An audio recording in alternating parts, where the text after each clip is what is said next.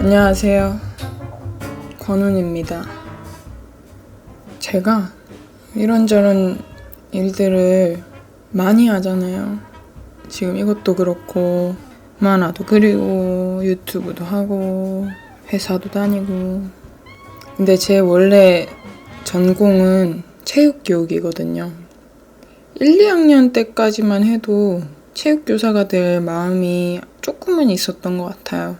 제가 교사를 하지 않기로 마음먹은 건 아주 다양한 이유들이 있지만 교생 나갔을 때도 되게 재밌었고 운동도 좋아하고 애들이랑도 잘 맞았어요. 교생이기 때문에 그런 것도 있겠지만 제가 교생 나갔을 때도 애들이 되게 잘 따라줬어요. 그럼에도 불구하고 왜 교사가 되지 않았냐 하면은 저는 되게 선생님들을 좋아하는 학생이었어요. 그래서인지 선생님들한테 받은 상처가 되게 많거든요. 지금 떠올려보면 상처받았던 걸 지금 떠올려보면 별거 아니거든요. 그 선생님들이 성직자는 아니거든요. 모든 걸 다 아는 사람들도 아니고 그냥 다 인간이니까 부족한 부분이 있는 거고, 그러니까 이해가 되면서 더 어려워지는 거예요. 내가 어렸을 때 저런 선생님처럼 되지는 말아야지, 선생님의 저런 행동은 나는 커서 안 할 거야, 이런 생각을 했는데 커서 보니까 할 법한 행동이었다, 이런 생각이 들면서 되게 어렵게 느껴지더라고요. 나보다 약하고 미숙한 존재들한테 상처 주는 사람이 되지 말아야지 라고 다짐했는데 내가 그렇게 될 것 같은 거야. 내가 그 선생님처럼 될 것 같은 거예요. 그래서 그 기준이 높아진 거지. 그냥 직업일 뿐인데 저는 제 머릿속에 선생님은 조금 더 거창한, 대단한, 훌륭한 사람이어야만 한다, 약간 이런 사고가 박혀있기 때문에 나는 그에 못 미치는 사람인 것 같아, 이런 생각이 들면서 하지 말아야지 이렇게 생각을 했거든요. 그래서 무슨 상처를 그렇게 받았냐? 할 말 많은데요. 가장 오래된 기억부터 한번 떠올려 볼까 봐요. 초등학교 때였어요.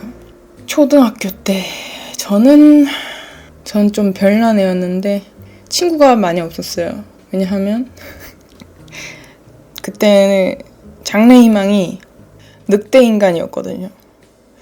느낌 오세요? 어떤 느낌인지? 전 커서 늑대 인간이 되어야겠다. 나는 커서 늑대 인간이 되고 싶은 초등학생.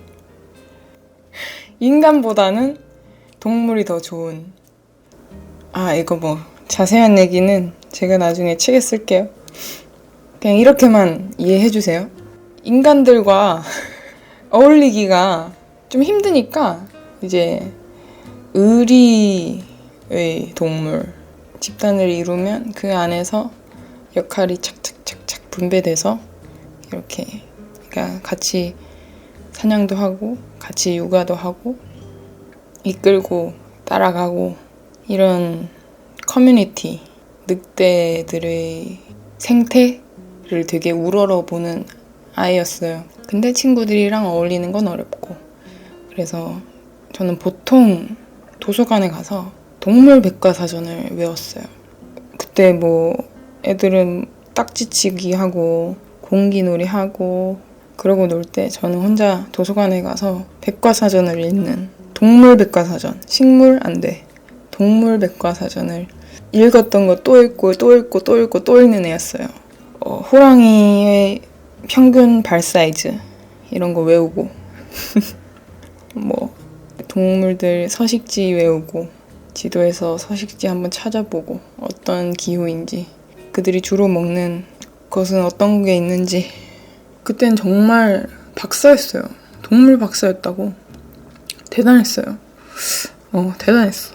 동물 좋아하니까. 좋아하는 걸 천재도 그걸 즐기는 사람이 이길 수 없다고 하잖아요. 그러던 어느 날 과학 시간이 왔어요. 초등학교 과학 시간입니다. 그때 눈이 반짝반짝거렸죠. 저는 동물이 나오니까, 교과서에 동물이 나오는 거야. 근데 애들이 막 개구리 사진 보고 징그럽다, 뭐 이거 가려달라 난리 부르스를 치는데 난 혼자서 눈을 바짝바짝 뜨고 선생님 설명을 열심히 듣고 있었어요. 근데 이제 양서류, 파충류, 조류, 포유류 이런 생물 시간이었어요. 그런 거에 대해서 배우는데 포유류는 알을 낳지 않고 새끼를 낳는다. 이렇게 설명을 하시면서 이제 쌤이 이제 알을 낳는 포유류는 없다. 이렇게 말씀하셨어요. 근데 동물 박사는 아닌데? 이렇게 한 거예요. 근데 손을 번쩍 들었죠. 선생님 손을 이렇게 번쩍 들었어요. 현지 왜? 이렇게 했죠. 그러니까 저 일어나서 선생님 알을 낳는 포유류도 있어요. 이렇게 얘기했어요. 왜냐면 알을 낳는 포유류가 있거든요. 근데 포유류는 알을 낳지 않는다. 이거 잘못된 지식이잖아요. 내가 이걸 정정을 해야겠어. 이거 내가 잘 아는 건데. 알을 낳는 포유류도 있어요. 이렇게 얘기하니까 아니야. 포유류는 새끼를 낳는 거야. 알을 낳는 포유류는 없어. 이렇게 한 거지. 아니에요. 아니에요. 평소에 말도 그렇게 많이 안 하는 애가 갑자기 벌떡 일어나서 알을 낳는 포유류도 있어요. 이렇게 계속 주장을 했죠. 그러니까 누가 알을 낳는 포유류가 어딨냐. 그래서 제가 오리 너구리는 포유류인데 알을 낳아요. 새끼가 부화하면 그때부터 젖을 먹여요. 이렇게 얘기했어요. 오리 너구리가 실제로 알을 낳는 포유류거든요. 쌤이 오리 너구리가 뭔데? 한 거지. 오리 너구리는 오리처럼 부리가 있고 몸은 너구리처럼 털이 나 있고 물갈퀴가 있어요. 이렇게 얘기했어. 그러니까 쌤이 파하하 웃는 거야. 푸하하 이렇게 웃었어요. 박장대소를 하시면서 야 거짓말 하지 마라. 그런 게 어딨노. 이 상상의 동물을 얘기하면 안 되지. 어떻게 오리 부리를 가지고 몸은 너구리고 그런 게 어딨냐? 이렇게 깔깔깔 웃으셨어. 그러니까 이 반 전체가 애들이 쌤 따라서 파하하 이제 완전 웃음바다가 된 거야. 나는 너무 부끄러운 거야. 너무 억울하고. 그래서 아무 말 못하고 자리에 앉았어. 거기서 이제 더는 주장하지 못했지. 아닌데 진짠데 거짓말한 거 아닌데. 근데 쌤은 나보고 거짓말쟁이라고 하고 애들은 막 비웃어. 거짓말쟁이래요 하면서 비웃은 거죠. 수업이 끝날 때까지 교과서에 눈물을 뚝뚝 흘리면서 수업이 끝날 때까지 혼자서 조용하게 뜨거운 눈물을 흘렸어. 억울함, 그 수치스러움, 뜨거운 눈물을 흘리고 있었어요. 몰래. 티가 났겠죠? 근데 그때 당시에는 저는 잘 숨기고 있다고 생각했죠. 그리고 수업이 끝나고 애들 쉬는 시간이라고 막 일어나서 복도로 달려나가잖아요. 그 인파에서 멀어지고 싶어서 저 교실 구석으로 가서 창틀에 살짝 이제 턱을 괴고 들키지 않으려고 저 운동장 쪽을 바라보면서 애들 축구하는 걸 바라보는 척 하면서 눈물을 흘리고 있었지. 그게 다 보였겠죠? 쌤이 그래서 이제 쉬는 시간에 컴퓨터로 쌤 자리에 있는 컴퓨터로 찾아본 거죠. 오리 너구리 검색을 해본 거지. 그러니까 있는 거야. 아 미안하다 현지야 진짜 있네. 미안하다. 네가 맞다. 이렇게 하셨어. 그게 들릴 리가 있나? 애들은 그렇게 뭐 많지 않았고 이제 아웃 오브 안중이잖아. 애들은 이제 자기 놀러 가니까 진실이 규명이 되었어도 이 분함과 억울함은 가시지가 않는 거지. 쌤이 괜히 또 나한테 말을 거니까 몇 안 되는 그 교실에 남아있는 애들이 나를 혹여나 볼까봐 짜증이 났었던 기억이 있어요. 아 왜? 나는 지금 눈물을 숨기고 있는데 그렇게 말하면 애들이 나를 보잖아. 내 눈물을 보잖아. 이러면서 대답도 못하고 그냥 고개를 이렇게 푹 숙이고 그 눈물을 삼켰던 그런 기억이 있어요. 근데 이걸 아직까지 기억하잖아. 내가 손을 들고 내 의견을 말했을 때, 그리고 돌아오는 반응이 내 예상에서 완전히 벗어났을 때, 내 또래 친구들과 내가 따르는 선생님이, 그러니까 어른이 틀릴 수도 있는데, 사람이니까 틀릴 수도 있는데 선생님은 틀려서는 안 되는 존재였잖아요. 그때는 애기들한테는 그렇잖아요. 그런데 어째서 이런 일이 일어났지? 선생님은 알고 있어야 되는 거 아닌가? 내가 새로운 지식을 말해줬을 때 확인하려는 시도도 하지 않고 다른 친구들이 있는 앞에서 나를 거짓말쟁이라고 낙인 찍을 수가 있지. 어째서? 낙인 찍으면 안 되는 거 아닌가? 그러면 안 되지. 어른인데. 이렇게 생각했었던 기억이 납니다. 물론 만약에 몰랐어. 오리너구리라는 존재를 몰랐어. 그래? 그럼 한번 찾아볼까 하고 바로 찾아볼 수도 있었지.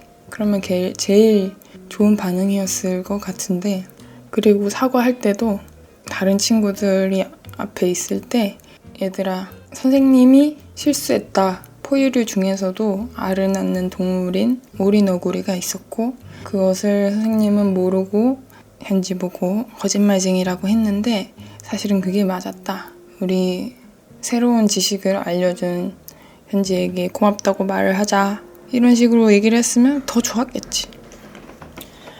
근데 그때 당시는 지금보다 선생님이 나이도 있었고 여러모로 아쉽지. 선생님은 정말 무심코 한 말이었을 거예요. 그죠? 다 이해가 돼요. 상처받은 어렸던 저도 이해가 되고 선생님 따라서 그냥 웃었던 친구들도 다 이해가 되고 그 선생님도 다 이해가 돼요. 분명히 별거 아닌 일이고. 근데 이게 사람이잖아요.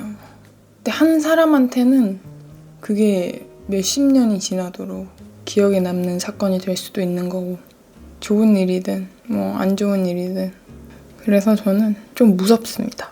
함부로 어른이기가 조금 무서워요. 그래서 저는 지금이 좋아요. 약간 난 이 위치가 좋아. 난 이 포지션이 딱이야. 약간 한 발짝 떨어져서 약간 선생님 같기도 하고 친구 같기도 하고 그런 위치에서 여러분들이랑 얘기 나누고 위로할 수 있는 부분이 있으면 위로도 해주고 뭔가 성장할 수 있는, 생각을 키울 수 있는 부분이 있으면 그 재료도 좀 던져줘 보고 이렇게 사는 거 좋습니다. 그리고 체육교육을 전공해가지고 나름 신체에 대한 이해도 있고 운동에 대한 이해도 있고 이게 근데 중요하거든요. 삶을 살아가는 것에 있어서. 다음에 운동 얘기를 해볼까? 그래서 여러모로 좋아요. 되게 좋아. 전공 선택 잘했어. 좋았어. 아무튼 지금이 좋다. 그때 상처받았던 어린 친구를 스스로 위로하면서 이 에피소드 책에도 들어가거든요. 여러분들이랑 나누면서 위로가 될 수 있다면 이보다 좋은 게 있을까 싶습니다. 여러분들은 선생님한테 어떤 상처를 받았으며 지금 혹시 선생님을 하고 계시는 분이라면 어떤 마음으로 아이들과 함께하고 계신지 궁금하네요.